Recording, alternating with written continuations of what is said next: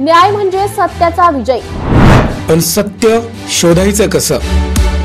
न्यायासाठीचा प्रवास सोपा आहे का? तुमच्या हक्कांची संपूर्ण माहिती आहे का? कायद्याचे गूढ उलगडणार, सत्य समजावून सांगणार तज्ञ वकील। महत्त्वाच्या कायद्यांपासून ते गुंतागुंतींच्या प्रकरणांपर्यंत स्पष्ट उत्तर, ठोस मार्गदर्शन। एक व्यासपीठ जिथे प्रत्येक प्रश्नाला मिळेल योग्य उत्तर। लवकरच येत आहे कायद्याचा नवा कट्टा, फक्त BBS न्यूज नेटवर्क 24 तासवर, जिथे प्रत्येक शब्दाला असतो न्यायाचा आधार।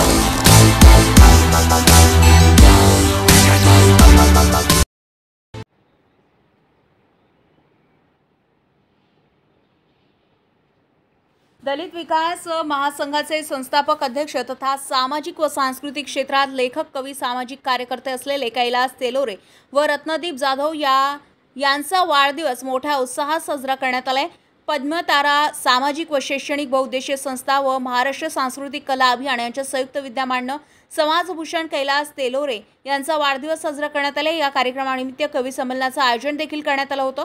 कार्यक्रमात प्रसिद्धी कवींनी आपल्या काव्यांचं वाचन केलं। उपस्थित कवींचा प्रमाणपत्र देऊन सन्मान करण्यात आला। या वाढदिवस कार्यक्रम प्रसंगी शाहीर विजय भोळे, पद्माकर जाधव, राजेंद्र सोनवणे, अशोक भालेराव आदी कवी, साहित्यिक, लेखक उपस्थित होते। या कवी संमेलनाचे अध्यक्ष म्हणून ज्येष्ठ कवी विष्णू नारायण भाटकर हे अध्यक्षस्थान होते, तर प्रमुख पाहुणे म्हणून कवी अनिल मनोहर, कवी रंगनाथ डेंगळे, रमाकांत शार्दूल, सामाजिक कार्यकर्ता प्रमिला मैद, अनिता अहिरे, रवींद्र बराथे, किरण लोखंडे, श्रद्धा मालुंजकर आदींनी कार्यक्रमासाठी परिश्रम केले। तर अशोक भालेराव, किरण लोखंडे, अविनाश वाघ, पद्मकर जाधव, अरुण घोडेराव, हर्षद जाधव, भारत भालेराव, दिग्दर्शक अभिनेता पोपटराव कांबळे, कला क्षेत्रातील महिला पुरुष कलावंत, विद्यार्थी विद्यार्थिनी मोठ्या संख्येने उपस्थित होते। कार्यक्रमाचं सूत्रसंचालन रविवारचे यांनी केले, तर आभार किरण लोखंडे यांनी मांडले। किती दिवस राहणार रस्त्यावर? मला घर बांधायचं होतं। खूप दिवस केले विचार, कष्ट करू आपण पण रात्री दारिद्र्याने केलं जात्या कसं घर बांधायचं। लग्न झालं, पोरं झाली, मनाची आशा पुढं लागली, मुलंही कामावाली, मला घर बांधायचं। कष्ट करून काही जमीन कमावला पैसा काही पुरे नाही, पोटाचा प्रश्न काही सुटे नाही, मग कसं घर बांधायचं घर? सूर्य उगवला असता चालला, बरोबर वाटे भारी जीवाला, तरी घर बांधायचं। कोणी बांधती बंगल्याच्या बंगले, कोणी बांधती इंगल्यावर इंगले, पण घर बांधायचे मला न जमले। कसं घर बांधायचं? घरासाठी यात्रा जायच्या एवढंच माहित होतं, किंवा नरक यात्रा जायच्या एवढंच माहित होतं। आज तू शिकली सवरली, 4 चौघात वावरू लागली। आज तू शिकली सवरली, 4 चौघात वावरू लागली। साडीचा पदर डोक्यावर घ्यायचा सोडून नराप्रमाणे पोशाख घालून चालू लागली, तरी वट सावित्रीला पूजू लागली, वट सावित्रीनं तुला कधीच शिकवला नाही, शेण माती चिखल तुझ्यासाठी कधीच अंगावर झेलला नाही। वट सावित्रीनं तुला कधीच शिकवला नाही, शेण माती चिखल तुझ्यासाठी कधीच अंगावर झेलला नाही। वट सावित्रीला पूजण्यापूर्वी तू महात्म्याच्या सावित्रीचा विचार कर। वट सावित्रीला पूजण्यापूर्वी तू महात्म्याच्या सावित्रीचा विचार कर। कोणत्या सावित्रीनं तुला जखडलं आणि कोणत्या सावित्रीनं तुला मुक्त केलं, याचा तिलाच तू जवळ कर, साहित्य क्षेत्रामध्ये अतिशय अग्रगण्य अशी भूमी होती, परंतु कालांतराने साहित्य क्षेत्र हे नाशिकवरून कमी झालं। खरं तर भार्गव साहेब मला ओळखतं का नाही ओळखतं माहित नाही, हार्मोनियम वादक, आम्ही त्यावेळी मेळे चालवायचो आणि मेळ्यामध्ये भार्गव साहेबांना मी ओळखतो की ते हार्मोनियम वादक वगैरे गीत त्यांचे असायचे, गायन त्यांचं असायचं, हार्मोनियम त्यांचं असायचं, आणि ते लहान लहान मुलांना तयार करून त्यांना मोठमोठे कलाकार बनवायचे। त्याच्यातून आमच्यासाठी कार्यकर्ते घडले, मेळ्यात आम्ही काम केलं, किरण लोखंडेच्या माध्यमातून मी लिहायला लागलो, कवी संमेलन घालायला लागलो, लोकनाट्य कविता या सर्व आम्ही करायला लागलो. आणि हे सर्व करत असताना समाजाची जी नाळ आहे ती आम्ही कधीही तुटू दिलेली नाही. आणि समाजाचं भान असल्या कारणाने आम्ही समाज कार्यात पण अग्रेसर होतो. त्यामुळे महाराष्ट्र शासन त्याची दखल घेऊन माझ्यासारख्या सर्वसामान्य कार्यकर्त्याला सन्माननीय मुख्यमंत्री आणि दोन मुख्यमंत्र्यांच्या हस्ते डॉक्टर बाबासाहेब आंबेडकर समाजभूषण पुरस्कार हा प्रदान केलेला आहे. ही आपल्या सर्वांच्या प्रेमाची पावती आहे असं मी समजतो. खरं तर बोलण्यासारखं बरंच काही आहे, परंतु साहित्य क्षेत्रातले प्रत्येक जण ज्यांच्या हातात माईक येईल ते 4-4, 5-5 दिवस माईक सोडू शकत नाही असे इथं ताकदवर सर्व लोक आहेत. त्यामुळे मी थांबून घेतो आणि सर्वांकडे हा माईक ठेवतो. धन्यवाद.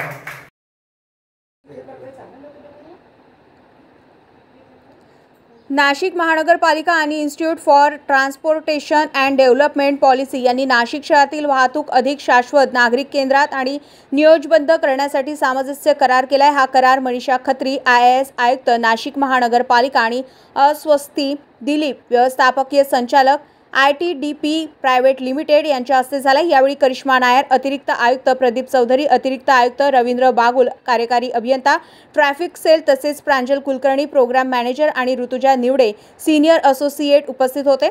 या भागीदारीद्वारे ITDP तांत्रिक सहाय्य, क्षमता वृद्धी आणि धोरणात्मक पाठबळ पुरवून नाशिकमध्ये शाश्वत वाहतुकीला गती देईल. रस्त्याचे रूपांतरण आणि सार्वजनिक वाहतुकीची मजबूती आणि शहर नियोजनामध्ये सर्वसमावेशक वाहतूक तत्वांचा समावेश करणं हा उद्देश आहे. पुढील 5 वर्षात ITDP आणि NMC एकत्रितपणे खालील कार्य करतील: हेल्थ ट्रेड संकल्पनेनुसार पायी चालणारे, सायकलस्वार, पार्किंग व्यवस्थापन आणि सर्वांसाठी प्रवेश योग्यता यांना प्राधान्य देत रस्त्याचे डिझाईन व विस्तार, सार्वजनिक बस सेवा सुधारून त्यांचे इतर शाश्वत वाहतुकीच्या साधनाशी समाकलन, पार्किंग व्यवस्थापन, ई-वाहतूक, low emission zone, multi modal integration आणि ट्रान्झिट ओरिएंटल डेव्हलपमेंट यांसारखे प्रगत वाहतूक धोरणाची आखणी, प्रशिक्षण कार्यशाळा, अभ्यास दौरे आणि देश-विदेशातील अग्रगण्य संस्थांसोबत भागीदारीद्वारे संस्थात्मक व तांत्रिक क्षमता वृद्धी, जनजागृती, माहितीची देवाणघेवाण आणि सहकार्यानं नियोजनाद्वारे नागरिक व हितधारकांना सहभागी करणे. प्राथमिक टप्प्यात NMC ला चौक सुधारणा, पार्किंग व्यवस्थापन आणि रस्ते डिझाईन यावर तांत्रिक सहाय्य सुरू झाले आहे. या उपक्रमांना दिशा देण्यासाठी ॲक्टिव्ह मोबिलिटी पॉलिसी तयार केली जात असून त्यासाठी नागरिकांचा सक्रिय सहभाग तसेच वाहतूक पोलीस, प्रादेशिक परिवहन कार्यालय आणि इतर महत्त्वाच्या संस्थांशी समन्वय साधला जात आहे. शहरभर ऑनलाईन आणि ऑफलाईन सर्वे घेऊन नागरिकांचं मत जाणून घेण्यात येत आहे. याप्रसंगी मनीषा खत्री, आयुक्त, नाशिक महानगरपालिका म्हणाल्या, नाशिकच्या वेगानं होत असलेल्या वाढीमुळे रस्ते आणि वाहतूक व्यवस्था सर्वांसाठी, विशेषतः आपल्या सर्वात असुरक्षित प्रवाशांसाठी डिझाईन होणं गरजेचं आहे. सोबतची ही भागीदारी आम्हाला जागतिक सर्वोत्तम पद्धती आत्मसात करण्यास मदत करेल, त्या स्थानिक गरजांना अनुरूप ठेवून. अस्वस्ती दिलीप, व्यवस्थापकीय संचालक, इंडिया म्हणाले की नाशिक आपल्या वाहतूक प्रवासाच्या एका महत्त्वपूर्ण टप्प्यावर आहे. या सामंजस्य कराराद्वारे आम्ही दीर्घकालीन समावेशक आणि शाश्वत बदल घडवून आणू, ज्यामुळे जीवनमान सुधारेल, प्रदूषण कमी होईल आणि नाशिक इतर भारतीय शहरांसाठी एक आदर्श ठरेल.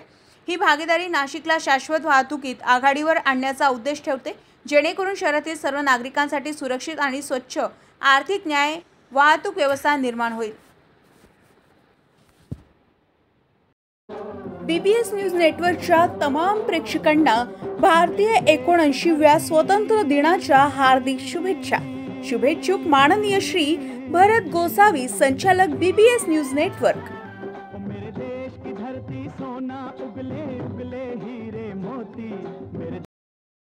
भारतीय जनता पार्टीचे युवा शहराध्यक्ष निखिल महेंद्र पवार यांचा वाढदिवस सोहळा रावसाहेब सभागृह, मॅरेथॉन चौक, गंगापूर रोड येथे मिसळ पार्टीच्या माध्यमातून उत्साहात संपन्न झाले. या कार्यक्रमाला नाशिकच्या आमदार देवयानीताई फरांदे, नाशिक शहर पोलीस आयुक्त संदीप कर्णिक, भाजपा नाशिक शहराध्यक्ष सुनील केदार, VN नाईक, शिक्षण संस्थेचे हेमंत धात्रक, नामको बँकेचे सोहनलाल भंडारी, माजी नगरसेविका स्वाती भामरे, हिंगोली आडके, सोनल कासीवाल डगळे, पवन क्षीरसागर, माजी नगरसेवक मुन्ना हिरे, शाहू महाराज खैरे, केशव डिंगोर यांसह सामाजिक, राजकीय आणि उद्योग क्षेत्रातील मान्यवर मोठ्या संख्येने उपस्थित होते। कार्यक्रमात उपस्थित पाहुण्यांनी निखिल महेंद्र पवार यांना वाढदिवसाच्या हार्दिक शुभेच्छा देत त्यांच्या पुढील वाटचालीसाठी शुभेच्छा व्यक्त केल्या। सभागृहात आनंदी वातावरणात एकमेकांना भेटून गप्पा, मिसळण्याची मेजवानी आणि शुभेच्छांचा वर्षाव सुरू होता। आज आमचे बंधू निखिलजी पवार यांचा आज वाढदिवस। त्यांच्याबद्दल सांगायचे झाले तर सगळ्यांचीच मिळून मिसळून हे दिसतंच आहे की आज त्यांच्या मागे सगळा मोठा परिवार असा आहे। त्यांना मी खूप खूप वाढदिवसाच्या शुभेच्छा देते। त्यांचं पुढचं आयुष्य सुख शांती समृद्धी आरोग्यदायी असं जावं। धन्यवाद। कायम त्याच्याशी बोलताना, ताई हा माझा मित्र आहे, मी आता लंडनला चालली आहे, तर मला 10 मित्रांची यादी आली आणि त्याच्या मित्रांचे फार एअरपोर्टपासून ते मला कनेक्शन झाले। त्यामुळे निखिल असं व्यक्तिमत्व आहे की अजात शत्रू ज्याला आपण म्हणतो आणि सगळ्यांशी मन मिळावू आणि माणसं जोडत जाणारा एक अतिशय चांगला कार्यकर्ता आहे। मी पवार कुटुंब हे आपल्या नाशिकमध्ये नावाजलेलं आहे। म्हणजे व्यावसायिक क्षेत्र असेल, समाजकारण असेल आणि राजकारण असेल। नंदू नाना आहेत, कांतीशेठ आहेत, त्यांच्या माध्यमातून मर्चंट बँकेची अनेक वर्ष सेवा आणि त्या माध्यमातून समाजकारण करण्याची संधी ह्या कुटुंबाला मिळालेली आहे। मी निखिलला खूप भरभरून शुभेच्छा देते। निखिल हा नक्कीच माझा एक लाडका कार्यकर्ता, कायम आनंदी असतो। त्यामुळे मी त्याला खूप शुभेच्छा देते की पवार कुटुंबांचा वारसा व्यावसायिक आणि सामाजिक क्षेत्रामधला तू पुढे नेत आहे, पण पुढच्या कालावधीमधला राजकीय वारसा देखील आमच्या सोनाली वहिनीला सोबत घेऊन तू पादांकरात करावा अशी मी प्रभू श्रीरामाच्या चरणी प्रार्थना करते। आणि एवढं मी तुला सांगेल की जनतेची जर प्रामाणिकपणे जर आपण सेवा केली तर जनता आपल्याला कधीही विसरत नाही। हा माझा गेल्या 40 वर्षांचा अनुभव आहे। आणि त्यामुळे कोण काय बोलतं, कोण आपल्या बरोबर आहे, कोण आपल्या बरोबर नाही आहे, ह्याचा विचार न करता आपण चालत राहायचं। आणि आपल्या मनामध्ये जर आपण प्रामाणिक हेतू ठेवलं, मला तर म्हणजे खूप चांगली पारख आहे, हे सिक्स सेन्स आहे की कोण आपला आहे, कोण नाही आहे, कोण मनापासून आहे, कोण काय बोलतो, कोणाच्या मनातलं काय इंटेन्शन आहे माहीत नाही। एक प्राध्यापिकेच्या नजरेमध्ये मला पटकन ओळखता येतं। पण निखिल, मी तुला पण सांगेल की आयुष्यामध्ये माणसं जोडत जा। कोण आपलं आहे, कोण नाही आहे, आपल्याला अनुभवाने नंतर आपल्याला कळतच जातं। अडलेल्या नडलेल्याची मदत करत जा। आणि तुला सांगते, माणसं जोडत गेलो तर त्याचे परिणाम हे निश्चित स्वरूपामध्ये आपल्या पुढच्या कालावधीमध्ये आपल्याला दिसतात। स्वातीताईला मी डायरेक्ट मागच्या वेळेस त्या निखिलजींना वाढदिवसाच्या खूप शुभेच्छा। मी त्यांना स्वास्थ्य, आनंद आणि भरपूर यश याची देवा ईश्वराचरणी प्रार्थना करतो। मी नाशिकमध्ये चार्ज घेतल्यानंतर मला जे मित्रमंडळींनी पहिला नंबर मी त्यांचा फिरवलेला होता आणि तेव्हापासून माझी त्यांची मैत्री आहे आणि आता बंधुत्वाचं नातं आहे। आणि आपल्या सगळ्यांना एक मॅडम आपल्याला एक सिक्रेट सांगतो, ज्या वेळेला कुठले गंभीर प्रश्न होतात किंवा आम्हाला काय येते त्यावेळेला मी यांना फोन करतो निखिलजींना, आणि नेहमी मदत आणि आम्हाला त्या ह्याच्यातून बाहेर पडायचा मार्ग किंवा आम्हाला सपोर्ट जो असतो तो निखिलजी करतात। आणि त्याच्याबद्दल मी माझ्यातर्फे, पोलीस आयुक्त आणि नाशिक पोलिसांतर्फे आपले खूप आभार मानतो। परत एकदा वाढदिवसाच्या खूप शुभेच्छा। एवढे सर्व मित्रपरिवार आपला जमलेला आहे बघून खूप छान वाटते। आणखीन असेच खूप मित्र, अशीच खूप फॅमिली आपण जमत राहा पुढे, ही माझी शुभेच्छा आहे। Thank you, happy birthday. त्यानंतर पुतण्या निखिल याचा वाढदिवस, खऱ्या अर्थाने निखिलचा वाढदिवस एवढ्या मोठ्या प्रमाणामध्ये जो साजरा होतोय, तर त्यांनी त्याच्या मागच्या 10-15 वर्षांच्या काळामध्ये जो मित्रपरिवार जमा केला आणि खऱ्या अर्थाने पवार कुटुंबाचा नाशिक शहरामध्ये असलेला दबदबा 100 वर्षापासून नाशिककरांना पांडुरंग गोपाळ पवार हे नाव परिचित आहे। त्याच्यानंतर आमचे पिताश्री कांतीलालजी पवार यांनी नाशिक मर्चंट्स कोऑपरेटिव्ह बँकेतनं, नंतर नामको चॅरिटेबल ट्रस्टच्या माध्यमातून नाशिककरांची जी सेवा केली आणि नुसतं राजकारणात नाही पण खरोखर व्यापारामध्ये पवार कुटुंबियाला अग्रेसर ठेवण्यामध्ये त्यांचा फार मोठा वाटा आहे. सर्वजण समाजकारणात राजकारणात जरी काम करत असले तर प्रत्येकाचा व्यवसाय जर का आपण बघितला तर नक्कीच त्यांनी वरच्या स्तरावर तो व्यवसाय घेऊन गेलेले तरुणांनी आदर्श ठेवण्यासारखं व्यक्तिमत्व. निखिल आज त्याचा आपण वाढदिवस साजरा करतोय. नक्कीच आशीर्वाद देण्याकरता आमच्या भगिनी, आमची बहीण देवयानीताई फरांदे या स्वतः उपस्थित आहेत.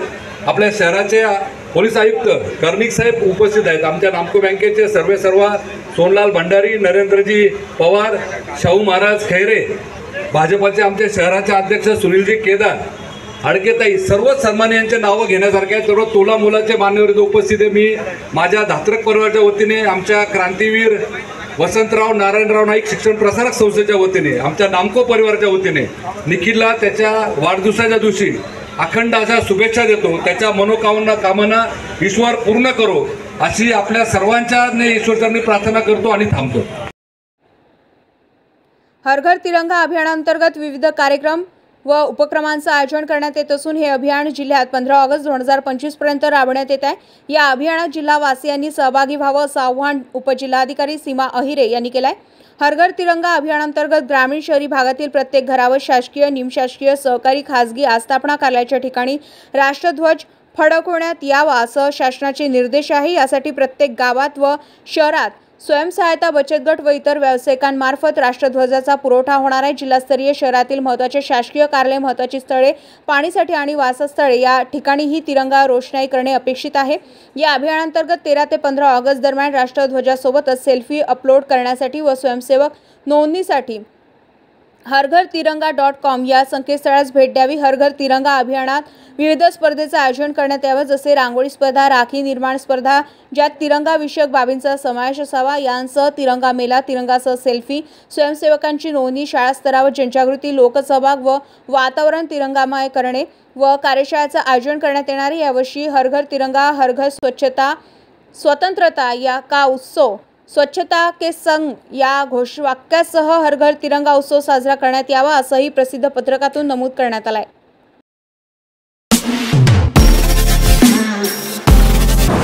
नमस्कार नाशिककर, आज आपण आहोत ललित रुंठा ग्रुप यांच्या रुंठा फ्लोरेन्झा या प्रोजेक्टला. तर हा प्रोजेक्ट आहे प्रीमियम लोकेशनला, म्हणजेच गोविंद नगर जवळ. या प्रोजेक्टमध्ये आपण 20हून अशा लक्झरियस ॲम्युनिटीज दिलेल्या आहेत, जसे की वॉकिंग ट्रॅक, मल्टीपर्पज हॉल आणि यासारख्या भरपूर अशा युनिक ॲम्युनिटीज. चला तर मग बघूया आपण आपला सॅम्पल फ्लॅट. तर हा आहे आपला प्रशस्त असा लिव्हिंग रूम आणि याला आपण सुंदर अशी बाल्कनी दिलेली आहे. हा आहे आपला डायनिंग टेबल. तर हा आहे आपला किचन एरिया आणि आपण इथे किचन चॉपिंग काउंटर वेगळं दिलेलं आहे. इथे आपण दिलेले आहेत किचन ट्रॉलीज आणि स्टोरेजसाठी आपण इकडे कॅबिनेट्स पण दिलेले आहे आणि प्लस आपण इथे युटिलिटी एरिया पण दिलेला आहे. हा आहे आपला चिल्ड्रन बेडरूम आणि याचं वैशिष्ट्य म्हणजे इथे आपण फोल्डेबल असा बेड दिलेला आहे. इथे आपण दिलेला आहे कॉमन वॉशरूम, ज्याला अटॅच आपण मिरर सुद्धा दिलेला आहे. हा आहे आपला मास्टर बेडरूम आणि ज्याला आपण अटॅच टॉयलेट आणि वॉशरूम दिलेला आहे. मग नाशिककर, कसा वाटलं तुम्हाला आमचं सॅम्पल फ्लॅट? तुम्ही पण येत आहे ना आमचं सॅम्पल फ्लॅट बघायला?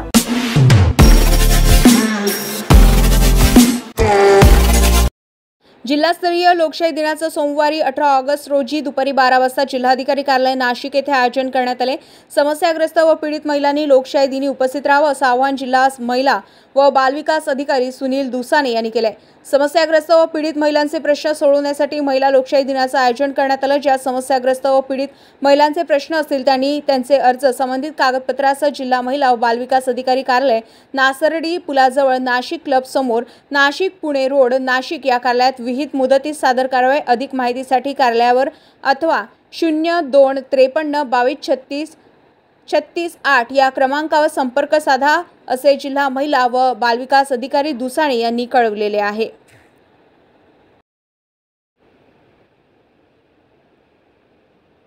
गणेशोत्सव 2025 करता वर्गणी गोळा करण्यासाठी धर्मादाय आयुक्तालयाची परवानगी आवश्यक आहे. परवानगी मिळवण्यासाठी गणेश भक्तांनी धर्मादाय आयुक्त कार्यालयाच्या संकेतस्थळावर रीतसर अर्ज सादर करून परवानगी घ्यावी असं आवाहन नाशिक विभागाच्या धर्मादाय उपआयुक्त प्रणिता श्रीनिवार यांनी प्रसिद्धी पत्रकाद्वारे केले आहे. महाराष्ट्र सार्वजनिक विश्वस्त व्यवस्था अधिनियम 1950 चे कलम 41 अप्रमाण धार्मिक किंवा धर्मादाय प्रयोजनाकरिता कोणताही पैसा, वर्गणी, देणगी किंवा इतर मालमत्ता गोळा करणारी कोणतीही व्यक्ती अशा ज्या प्रयोजनासाठी अशी वसुली करीत असेल त्याबाबत धर्मादाय आयुक्त कार्यालयास कळवणे बंधनकारक असून धर्मादाय आयुक्तास अटी शर्तीच्या अधीन राहून व योग्य वाटचालीस परवानगी देण्यात येईल.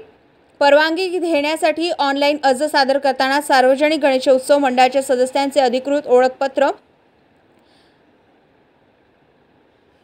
5000 पेक्षा जास्त असल्यास अधिकृत लेखा परीक्षक अथवा सनदी लेखापालाकडून केलेला लेखी परीक्षण अहवाल या कागदपत्राची आवश्यकता आहे.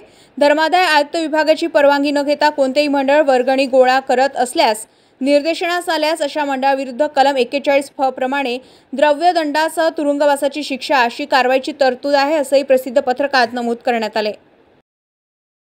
नाशिक महानगरपालिका सार्वजनिक आरोग्य विभागाच्या वतीने जाहीर निवेदन. शहरात वाढत्या तापमानामुळे उष्माघात अर्थात हीट स्ट्रोक होण्याची शक्यता नाकारता येत नाही. अशा वेळी उपचार न केल्यास डिहायड्रेशनमुळे मृत्यू ओढावू शकतो. म्हणूनच वाढत्या तापमानात फार वेळ कष्टाची कामे करणे टाळावे. उष्णता शोषून घेणारे काळ्या किंवा भडक रंगाचे कपडे वापरू नये. पाणी भरपूर प्यावे. बाहेर जाताना गॉगल्स, टोपी, छत्री इत्यादींचा वापर करावा. मळमळ, उलटी, थकवा येणे, ताप येणे अशी उष्माघाताची लक्षणे आढळल्यास त्वरित डॉक्टरांचा सल्ला घ्या. नाशिक महानगरपालिका नाशिकच्या वतीने जनहितार्थ प्रसारित. महाराष्ट्र पोलीस दलातील शिपायांची सुमारे 15,000 पदे भरण्यात येणार आहे. त्याकरिता सन 2024-25च्या पोलीस शिपाई भरती प्रक्रियेस आज झालेल्या मंत्रिमंडळ बैठकीत मान्यता देण्यात आली. बैठकीच्या अध्यक्षस्थानी देवेंद्र फडणवीस मुख्यमंत्री हे उपस्थित होते. या भरतीमध्ये सन 2022 व सन 2023 मध्ये संबंधित पदाची विहित वयोमर्यादा ओलांडलेल्या उमेदवारांनाही एक वेळेची विशेष बाब म्हणून अर्ज करता येणार आहे व भरती प्रक्रियेत सहभागी होता येणार आहे. राज्याच्या पोलीस दलात सन 2024 दरम्यान रिक्त असलेली व 2025 मध्ये रिक्त होणाऱ्या पदांचा आढावा घेऊन ही भरती करण्यात येणार आहे.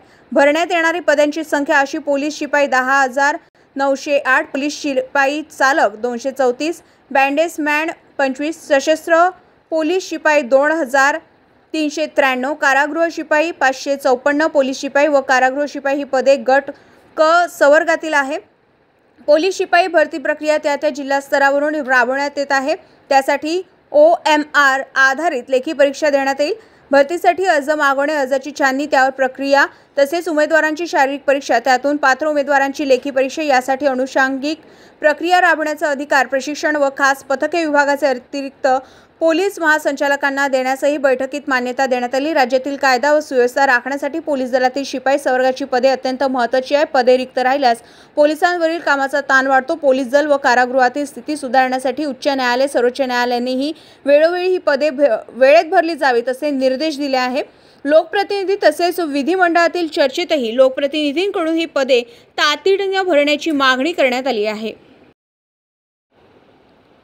बांधकाम कामगारांच्या आरोग्य तपासणी संदर्भात नाशिक कामगार आयुक्त कार्यालय इमारत बांधकाम मंडळ अंतर्गत HLL लाईफ केअर हिन लॅब मार्फत घेतल्या जाणाऱ्या ब्लड टेस्ट आणि इतर वैद्यकीय तपासणीत गंभीर त्रुटी उघडल्या झाल्या आहे. तपासणीसाठी कार्यालयाच्या पार्किंगमध्ये केअर कचऱ्याच्या जवळ उघड्यावर काम सुरू असल्याचं समोर आलंय. उन्हात किंवा पावसात तपासणी होत असताना पिण्याचे पाणी, शौचालय व प्रसाधनगृह यांसारखे मूलभूत सोयींचा पूर्ण अभाव आहे.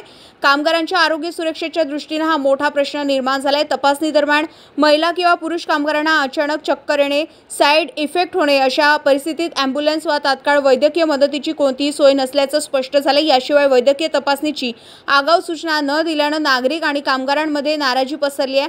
अपेक्षेनुसार तपासण्या कामगारांच्या घरी किंवा सोयीस्कर ठिकाणी करण्याऐवजी थेट कार्यालय परिसरात उघड्यावर घेतल्या जात आहे. तपासणी दरम्यान कामगारांकडून आधार कार्ड किंवा मोबाईल क्रमांकात त्रुटी आढळल्यास कार्यालयीन कर्मचारी ज्या ठिकाणी फॉर्म भरला तिथेच जा असा उडवाउडवीचा प्रतिसाद देत असल्याची तक्रार आहे. एवढेच नव्हे तर या ठिकाणी येऊच नका, वारस लावू नका अशा अपमानास्पद भाषेचा वापर केला जात असल्याचंही समजतं. यामुळे कामगारांच्या सन्मानाला तडा जात आहे. दरम्यान भाजपचे प्रदेश उपाध्यक्ष रवींद्र नाईक यांनी अचानक या ठिकाणी भेट दिली असता अनेक त्रुटी त्यांच्या निर्देशनास आल्या.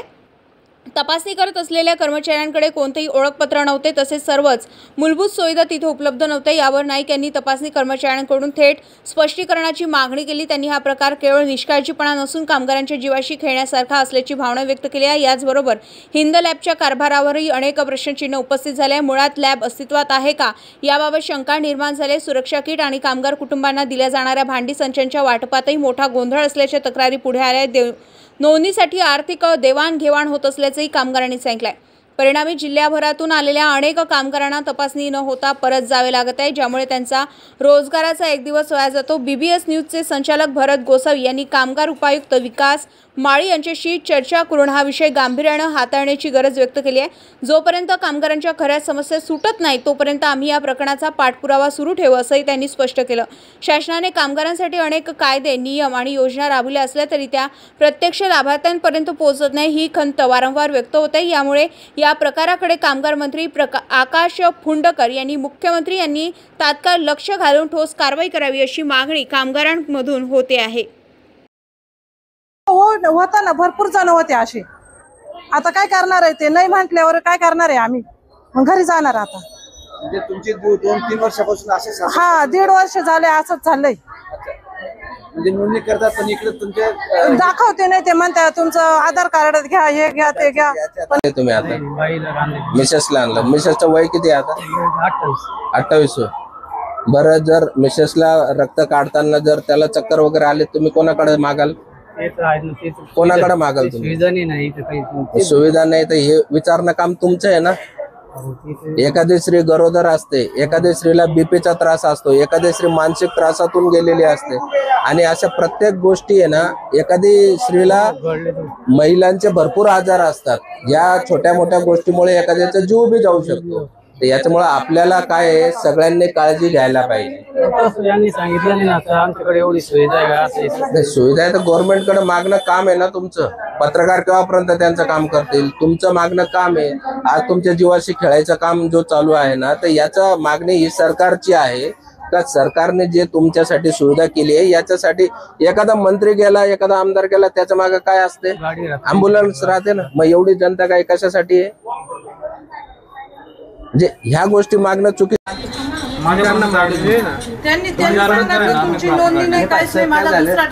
हे अधिकृत त्यांनाही माहित नाही, ते असं चुकीच्या पद्धतीने जर कामगारांना परस्पर पाठवत असतील तर हा कामगारांवर अन्याय आहे ना। काहीतरी असलं तरी नाही, मला सांगितलं या भाऊ या तिकडे दारात होते, म्हणे इकडे या, तुमचं इकडं काम आहे, मी इकडे आले। हा एक तर तुमचाच प्रश्न नाही, तुमच्यासारख्या शेकडो महिला असतील। आमचं म्हणणं एवढंच आहे का सगळ्यांना याचा जो लाभ आहे, जे लाभार्थी आहे, खरे लाभार्थी, याच्या मागे जो चुकीचा आहे ते आम्ही शोधू। तो विषय नीती यादी आम्ही मागू, तर आमच्या अधिकाऱ्याने मागवता येते, विषय तो नाही। फक्त विषय काय, दुसरा टाइम आहे हा। तुमची हॅरेसमेंट का करताय तुम्ही? आम्ही कामगार काम करतोय। हॅरेसमेंट करायची गरज नाहीये। तुम्ही याला एक वेबसाईट येत, मी तुम्हाला दाखवतो।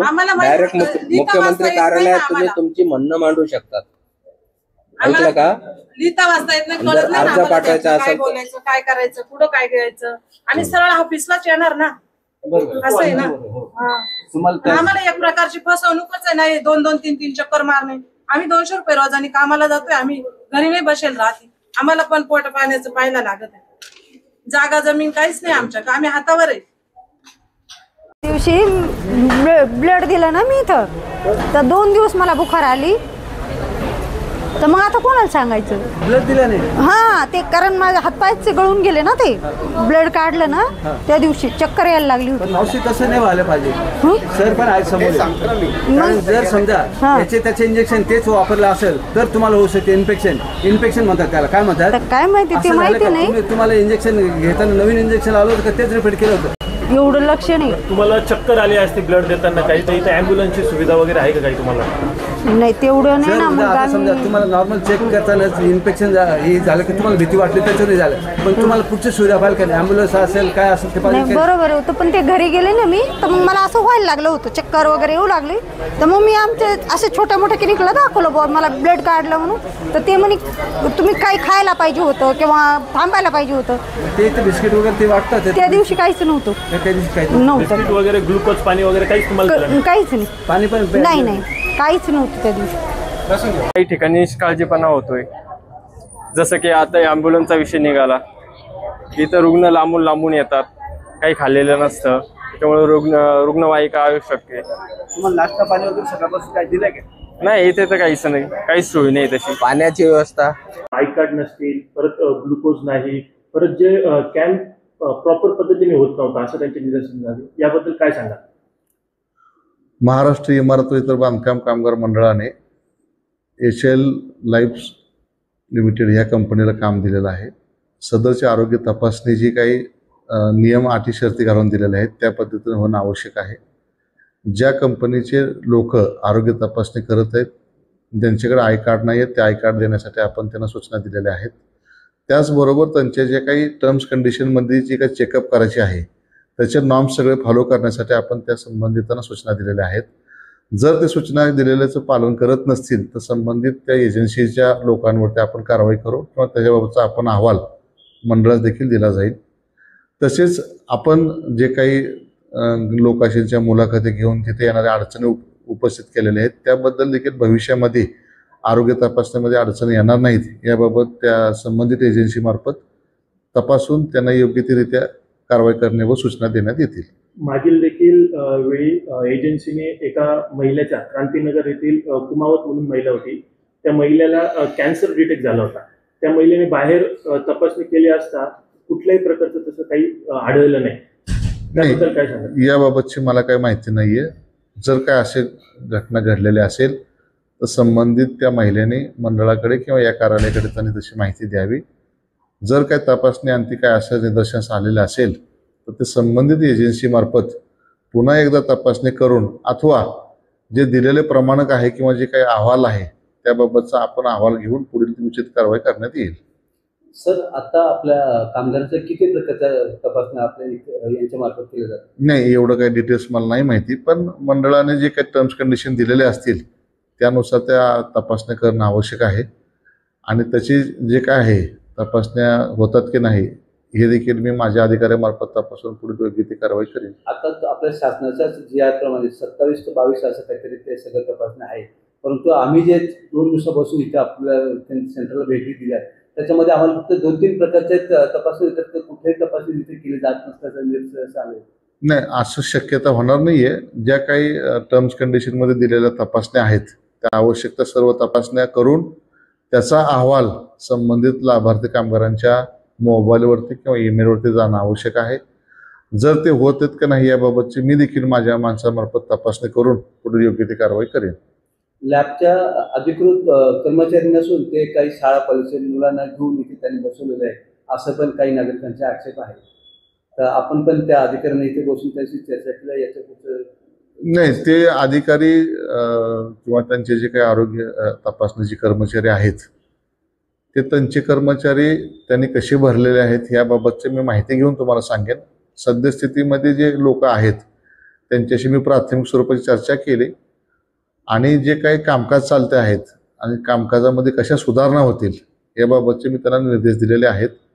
त्यांच्याकडे आय कार्ड असावं, त्याच्यानंतर जे काही आपण तपासणी करतो ते मंडळाने दिलेल्या नॉर्मनुसारच करावे याबाबत मी साधक बाधक चर्चा केलेली आहे.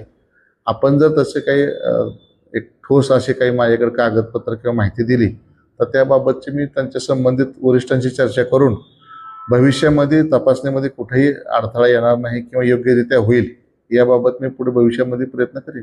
तपासणी वेळी ॲम्ब्युलन्स या ठिकाणी नव्हती, त्याबद्दल काय सांगा? नाही, आपल्या जिल्ह्यासाठी ॲम्ब्युलन्स आहे आणि ॲम्ब्युलन्स हे प्रत्येक सेंटरला किंवा प्रत्येक लाभार्थी कामगारांच्या मागं नसून आपल्या जिल्ह्यासाठी एक ॲम्ब्युलन्स आहे आणि ॲम्ब्युलन्स आपल्या जिथं तपासणी केंद्रापासून अवघ्या अर्ध्या किलोमीटरच्या अंतरावरतीच आहे.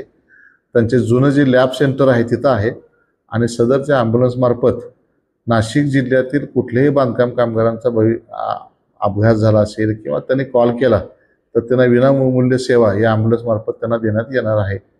आपण देखील सर्व नागरिकांना किंवा बांधकाम कामगारांना याबाबत अवेअर करावे की सदरची जी ॲम्ब्युलन्स आहे नाशिक जिल्ह्यासाठी मंडळाने अलॉट केलेली आहे आणि त्याबाबतची विनामूल्य सेवाही देण्यात येणार आहे.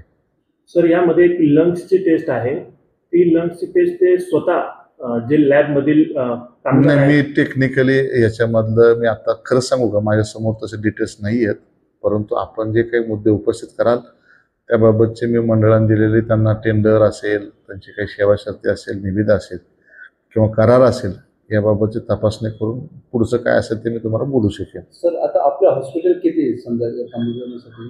आपल्या समोर ज्यावेळेस लॅबच्या प्रतिनिधींनी सांगितले की सध्या 3 हॉस्पिटल टाईप करण्यात आलेले आहेत आणि यापुढे सुद्धा टाईप करण्याबाबतची जी काही कारवाई मंडळामार्फत करण्यात येत असल्याचे संबंधित एजन्सीनं तुमच्यासमोर सांगितलेलं आहे. BBS न्यूज नेटवर्कच्या तमाम प्रेक्षकांना भारतीय 79व्या स्वतंत्र दिनाच्या हार्दिक शुभेच्छा. शुभेच्छुक माननीय श्री भरत गोसावी, संचालक BBS न्यूज नेटवर्क.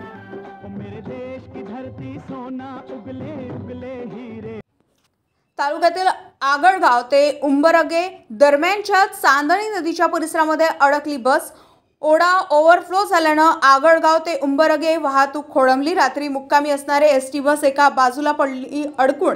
दरम्यानच्या पाण्याच्या ओव्हरफ्लोमुळे उंबरगे, भानसळे, खडकोणी, कळंबवाडी इत्यादी गावांचा संपर्क तुटलाय. ST बाहेर काढण्यासाठी मार्गच नसल्यानं शाळेला जाणारे विद्यार्थी तसेच ग्रामस्थांची होत आहे गैरसोयीरीत. सकाळपासूनच पावसाची जोरदार हजेरी. बीडच्या अंबाजोगाई शहरातील खोलेश्वर महाविद्यालयामध्ये संतश्रेष्ठ ज्ञानेश्वर माऊली यांच्या 750व्या जयंतीनिमित्त सामूहिक पसायदान गायन करण्यात आले. संतश्रेष्ठ ज्ञानेश्वर माऊली यांच्या 750व्या जयंतीनिमित्त सामूहिक पसायदान पठण करण्याचे आदेश मुख्यमंत्री देवेंद्र फडणवीसांनी दिले होते. त्यानंतर आता पसायदान पठण केले जात असून भाशिप्र शिक्षण संस्थेच्या अंबाजोगाई येथील खोलेश्वर महाविद्यालयात ध्वजारोहण कार्यक्रमानंतर प्राध्यापक कर्मचाऱ्यांनी पसायदान गायन केले.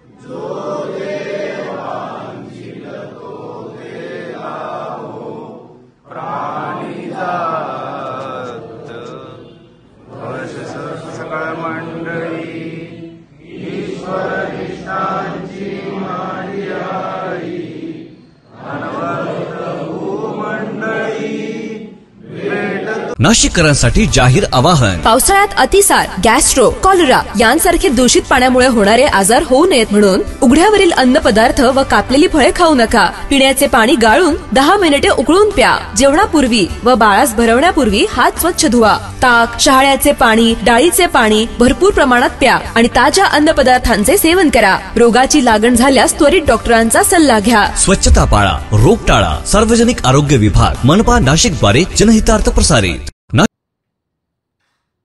ड्रग्ज, गांजा, MD सारखी अंमली पदार्थाचे सेवन विळख्यात आज 15 ते 25 वयोगटातील विद्यार्थी आहारी गेल्याचं दिसून येत आहे.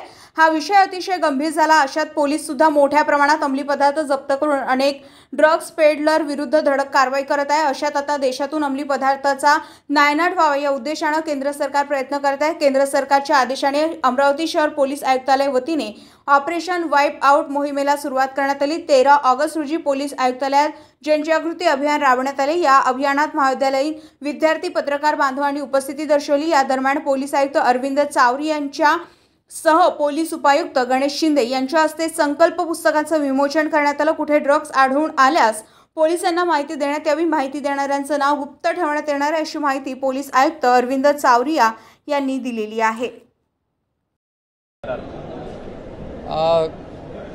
ऑपरेशन वाईप आउट ही जी मोहीम आहे ही म्हणजे ड्रग्स विरोधी मोहीम आहे. ही जवळपास आजपासून 13 तारखेपासून तर 17 ऑगस्टपर्यंत ही मोहीम संपूर्ण देशामध्ये राबवली जाणार आहे आणि आपल्या राज्यामध्ये देखील. आणि त्या अनुषंगाने आज ऑपरेशन वाईप आउट ही जी मोहीम आहे ही अमरावती शहरामध्ये आपण ती लॉन्च केलेली आहे.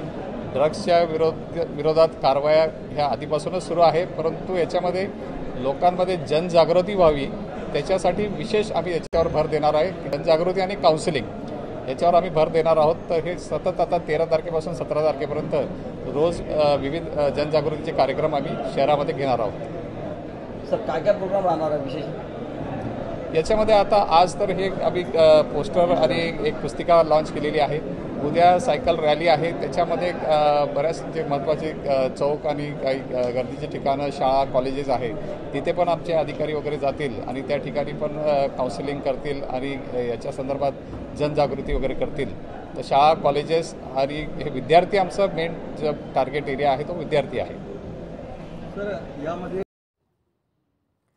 अमरावती जिल्ह्याच्या धामणगाव रेल्वे तालुक्यातील अंजन सिंगी या गावामध्ये कालपासून पावसानं हजेरी लावली असून नदीकाठी शेतकऱ्यांचे शेत असल्यामुळे शेतकऱ्यांच्या शेतामध्ये मोठ्या प्रमाणात पावसाचे पाणी साचल्याने शेतकऱ्यांच्या शेती पिकांचे मोठ्या प्रमाणात नुकसान झाले असून सरकारनं लवकरात लवकर पंचनामे करून शेतकऱ्यांना मदत करण्यात यावी.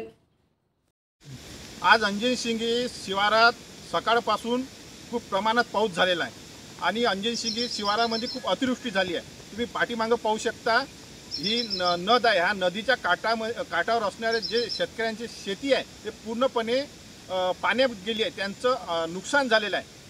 6 एकर 7 एकर असे शेतकऱ्यांची शेती आहे. सोयाबीन, पयाटी, तूर हे पूर्णपणे शेतकऱ्यांचं पूर्णपणे वाहून गेलेलं आहे. काही शेतकऱ्यांचा कोटा वाहून गेला आहे, पायपा वाहून गेल्या आहे, टिनं वाहून गेल्या आहे. असं खूप प्रचंड प्रमाणात शेतकऱ्यांचं नुकसान झालं आहे. मी सरकारला ताबडतोब याचं पंचनामा करण्याचं विनंती करतो आणि या शेतकऱ्यांचं जे नुकसान झालं आहे ताबडतोब यांना अतिवृष्टी म्हणून जाहीर करण्यात यावे, पंचनामा करण्यात यावं. ही सरकारला क्रांतिकारी शेतकरी संघटनेतर्फे ही मागणी आहे.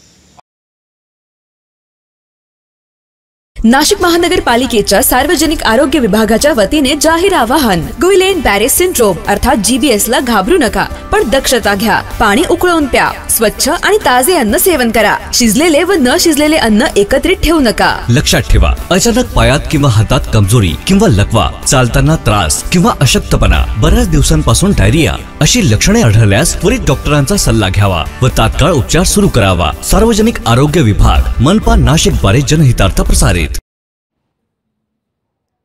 सायकल रॅलीमध्ये अमरावती शहरातील पोलिसांसह अनेक नागरिक सहभागी. अमरावतीच्या पोलीस कवायत मैदानावरून या सायकल रॅलीला सुरुवात. शहराच्या मुख्य चौकातून जाणार अंमली पदार्थ विरोधात काढलेली सायकलची रॅली. सायकल रॅलीच्या माध्यमातून सांगितले जात आहे अंमली पदार्थांनी होणारे शरीरावर दुष्परिणाम.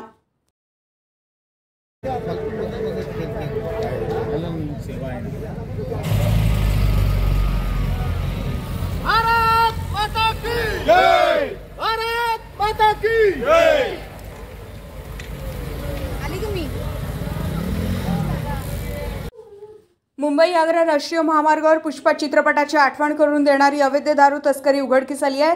धुळे स्थानिक गुन्हे शाखा आणि नरडाणा पोलिसांच्या संयुक्त कारवाईमध्ये खाद्यतेलाच्या टँकरमधून गुजरातकडे नेत असलेली तब्बल 56 लाखाची दारू जप्त करण्यात आली. कारवाई दरम्यान पोलिसांना धक्का बसलाय, कारण ट्रॅक्टरच्या आत 6 गुप्त कप्पे बनवून त्यामध्ये दारूचे बॉक्स काळजीपूर्वक लपवण्यात आले होते. ही दारू मध्य प्रदेशातून गुजरात राज्यात तस्करीसाठी नेली जात होती. पोलिसांनी टँकरसह अवैध दारू, वाहन आणि इतर माल असा एकूण 1 कोटींचा मुद्देमाल हस्तगत केला. या कारवाईमुळे महाराष्ट्र गुजरात सीमेवरील अवैध दारू तस्करीच्या नेटवर्कला मोठा धक्का बसला आहे.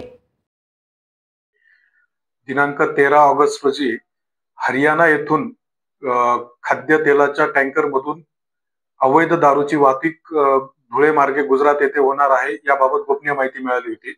त्या अनुषंगाने धुळे जिल्ह्याचे पोलीस अधीक्षक माननीय श्रीकांतजी देवरे सर व अपर पोलीस अधीक्षक अजय देवरे यांच्या मार्गदर्शनाखाली स्थानिक गुन्हे शाखा धुळेचे 1 पथक व नरडाणा पोलीस स्टेशनचे API निलेश मोरे यांचे 1 पथक असे 2 पथकांनी नॅशनल हायवेवर नाकाबंदी करून सदर वाहन हे ताब्यात घेतले. वाहनाचे ड्रायव्हर मोहनलाल जाट राहणार बाडमेर राजस्थान याच टँकर मधील मुद्देमालाबाबत विचारपूस केली असता त्याने उपयुक्त माहिती दिली नाही. पंचांसमक्ष टँकरची पाहणी केली असता टँकर मध्ये एकूण अतिशय गोपनीयरित्या आतमध्ये 6 कप्पे तयार करण्यात आलेले होते. त्या 6 कप्प्यांपैकी 4 कप्प्यांमध्ये विदेशी दारूचे बॉक्स, त्यामध्ये ऑल सीझन रेअर कलेक्शनचे 295 box, Royal Challenge Premium Gold विस्कीचे 70 बॉक्स, रॉयल स्टॅग क्लासिक विस्कीचे 35 असे एकूण 400 बॉक्स अवैध दारू मिळून आलेली आहे. तिचे अंदाजे मार्केट व्हॅल्यू ही 56 लाखापर्यंत आहे. सदर टँकर हे गुजरात येथे कुठे चाललेले होते या अनुषंगाने नरडाणा पोलीस स्टेशन येथे गुन्हा दाखल करून पुढील तपास करण्याची तजवीज केलेली आहे. धन्यवाद. नमस्कार नाशिककर. आज आपण आहोत ललित रुंठा ग्रुप यांच्या रुंठा फ्लोरेन्झा या प्रोजेक्टला. तर हा प्रोजेक्ट आहे प्रीमियम लोकेशनला, म्हणजेच गोविंद नगर जवळ. या प्रोजेक्टमध्ये आपण 20हून अशा लक्झरियस ॲम्युनिटीज दिलेल्या आहेत, जसे की वॉकिंग ट्रॅक, मल्टीपर्पज हॉल आणि यासारख्या भरपूर अशा युनिक ॲम्युनिटीज. चला तर मग बघूया आपण आपला सॅम्पल फ्लॅट. तर हा आहे आपला प्रशस्त असा लिव्हिंग रूम आणि याला आपण सुंदर अशी बाल्कनी दिलेली आहे. हा आहे आपला डायनिंग टेबल. तर हा आहे आपला किचन एरिया आणि आपण इथे किचन चॉपिंग काउंटर वेगळं दिलेलं आहे. इथे आपण दिलेले आहेत किचन ट्रॉलीज आणि स्टोरेजसाठी आपण इकडे कॅबिनेट्स पण दिलेले आहे आणि प्लस आपण इथे युटिलिटी एरिया पण दिलेला आहे. हा आहे आपला चिल्ड्रन बेडरूम आणि याचं वैशिष्ट्य म्हणजे इथे आपण फोल्डेबल असा बेड दिलेला आहे. इथे आपण दिलेला आहे कॉमन वॉशरूम, ज्याला अटॅच आपण मिरर सुद्धा दिलेला. हा आहे आपला मास्टर बेडरूम आणि ज्याला आपण अटॅच टॉयलेट आणि वॉशरूम दिलेला आहे. मग नाशिककर, कसा वाटला तुम्हाला आमचं सॅम्पल फ्लॅट? तुम्ही पण येत आहे ना आमचं सॅम्पल फ्लॅट बघायला?